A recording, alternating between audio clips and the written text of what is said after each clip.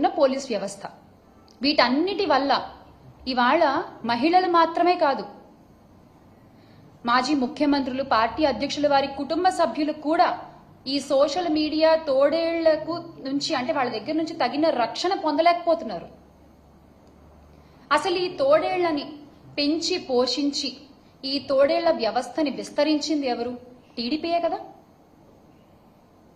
ఈ social media తోడేళ్లని అడ్డు పెట్టుకుని మొత్తం వ్యవస్థని తన అరచేతిలో పెట్టుకోవాలని దుర్మార్గంగా పన్నిన ఒక పన్నాగమే కదా.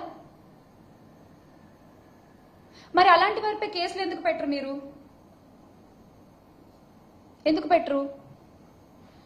అంటే వ్యక్తిత్వ హననాలకు దిగుతూ, బురద జల్లుతూ ఎదుటి పార్టీ మీద, అందులోని రాజకీయ నాయకుల మీద, మహిళా నాయకుల మీద, వారి కుటుంబ సభ్యుల మీద నోటికొచ్చినట్లు మాట్లాడుతూ, నోటికొచ్చినట్లు విర్రవీగుతూ, అనిపించినట్లు పోస్టులు పెడుతూ, ఒక అడ్డు అదుపు లేకుండా తెగ బరితెగిస్తూ పోస్టులు పెడుతున్నారే, వాటి మీద, వాళ్ళ మీద కేసులు ఎందుకు పెట్టరు?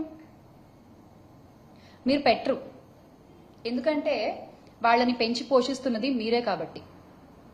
పెంచి పోషిస్తున్నది టీడీపీ పార్టీ, జనసేన పార్టీయే కాబట్టి వాళ్ళ మీద ఎలాంటి కేసులు ఉండవు.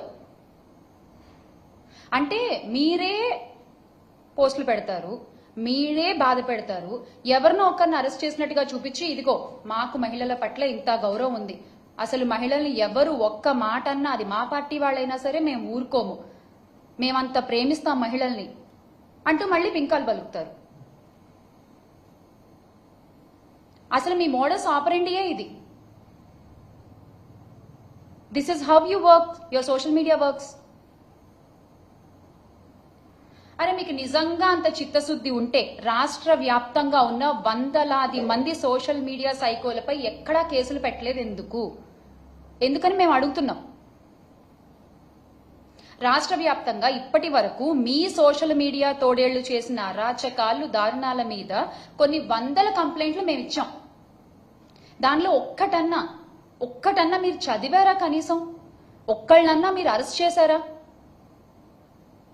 వాళ్ళని మీరు అరెస్ట్ చేయరు, ఎందుకంటే మిమ్మల్ని జాకీలేసి లేపాల్సింది వాళ్లే కదా, అందుకని వాళ్ళని మీరు అరెస్ట్ చేయరు.